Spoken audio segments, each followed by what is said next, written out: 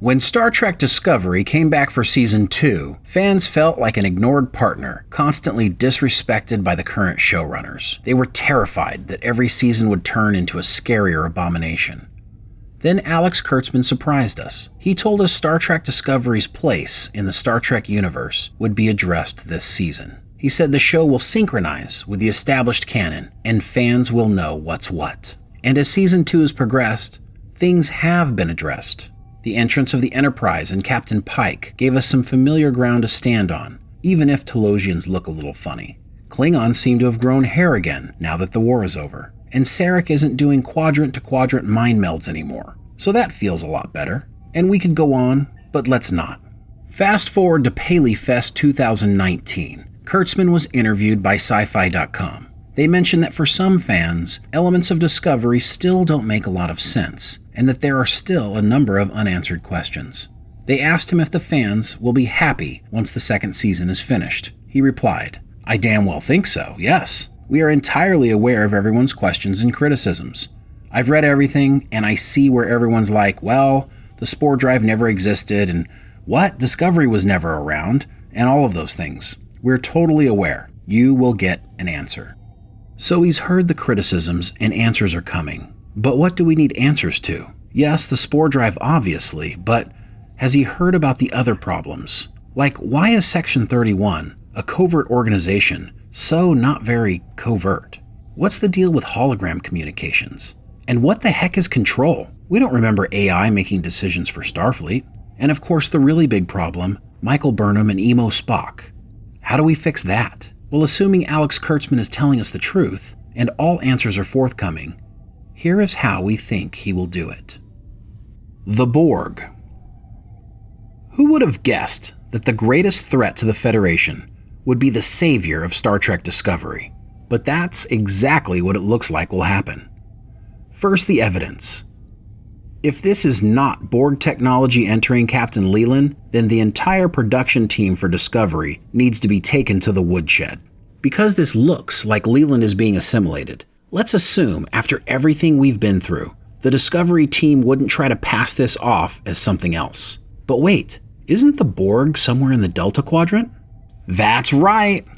They've been right here in the Alpha Quadrant with us under our noses the whole time. When the Borg realized their demise would be at the hands of humanity during 1996 Star Trek First Contact, they traveled back in time to stop Earth before it could make the historic warp drive launch. Of course, Picard and his team wiped the floor with those timey-wimey Borg, while at the same time took a joyride with a liquored-up Zefram Cochrane on the flight that sets the future Star Trek universe in motion. But there's one small problem. Who left a Borg in the freezer in 2063? Whoops. Fast forward to 2152, with Captain Jonathan Archer and the crew of the Enterprise. They are dispatched to stop First Contact's Arctic Borg Popsicle, who has suddenly returned to life, assimilated some scientists, and escaped in a makeshift transport. Dr. Phlox is injected with nanites, and Borg are trying to assimilate portions of the ship. The key element here is that while the Borg are trying to assimilate the Enterprise, Trip says something very important.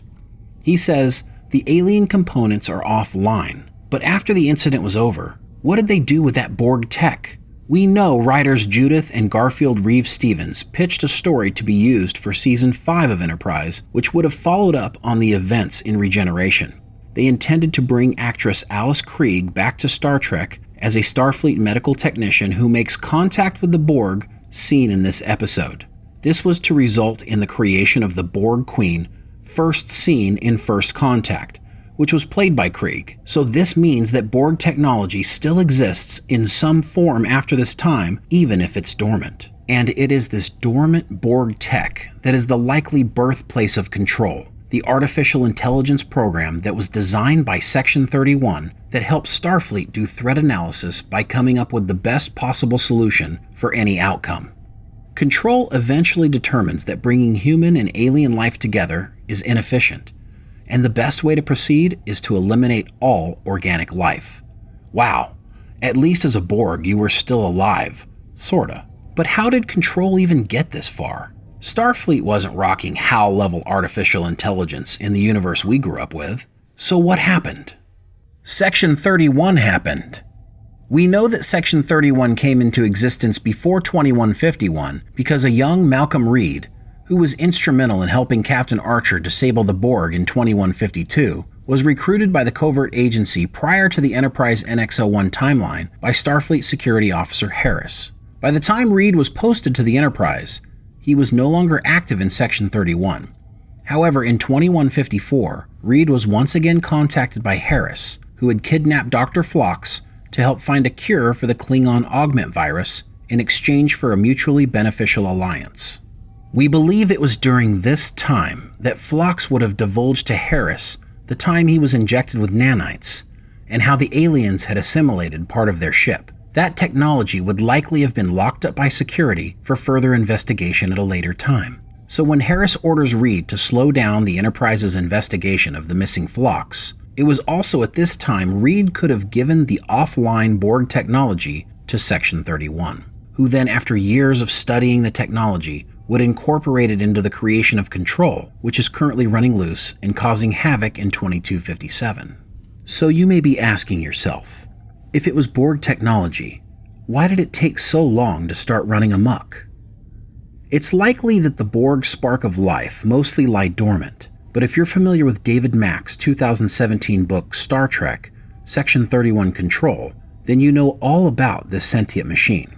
The original code for the AI of the future was called Uri-I, and was written in the early 22nd century to serve as a watchdog for emergency services and government agencies. Oh yeah, you didn't know that Kurtzman borrowed tardigrades from a book? The bottom line is the program eventually evolves into a distributed intelligence. We believe it was a combination of the Borg technology to make the software become more aware and eventually become the computer monster it is today.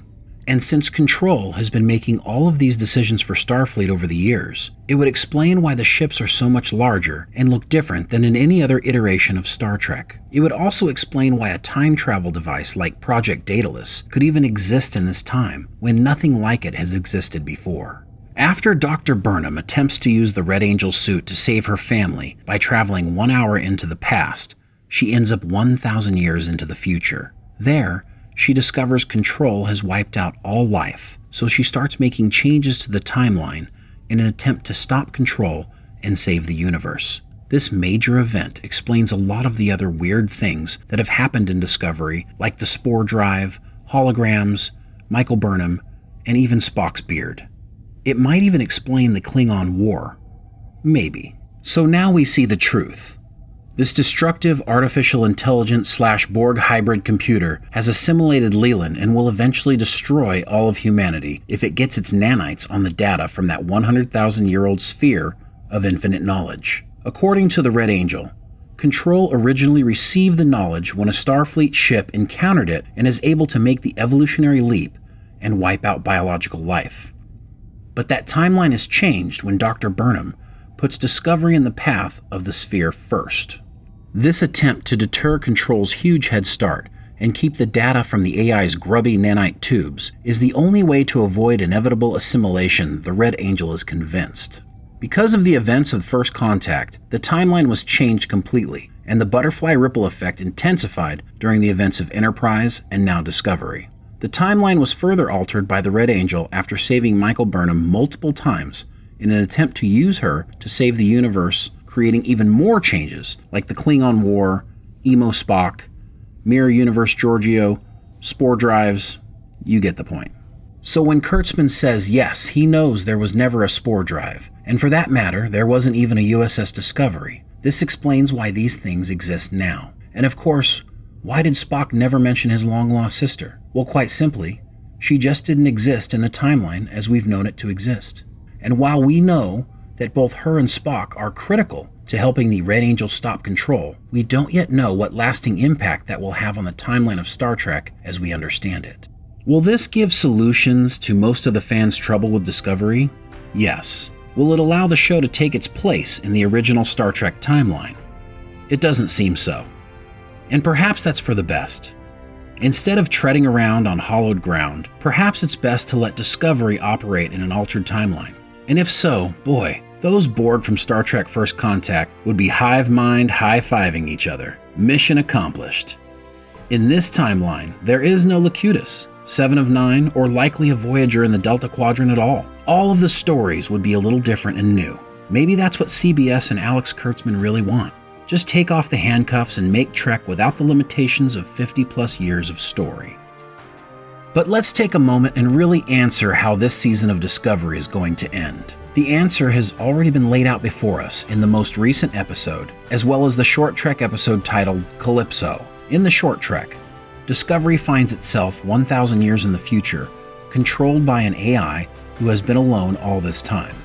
The AI Zora explains that she has spent her time evolving herself. Fully expect this season to end with control destroyed and data from the 100,000-year-old sphere sent into the future with a final automated USS Discovery spore drive jump.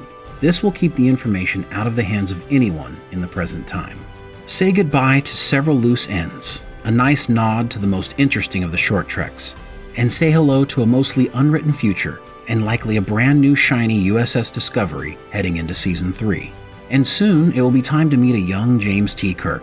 But that's a different paradox for another time. So boldly go subscribe, like, and hit that alert button. And until next time, friends, live long and prosper.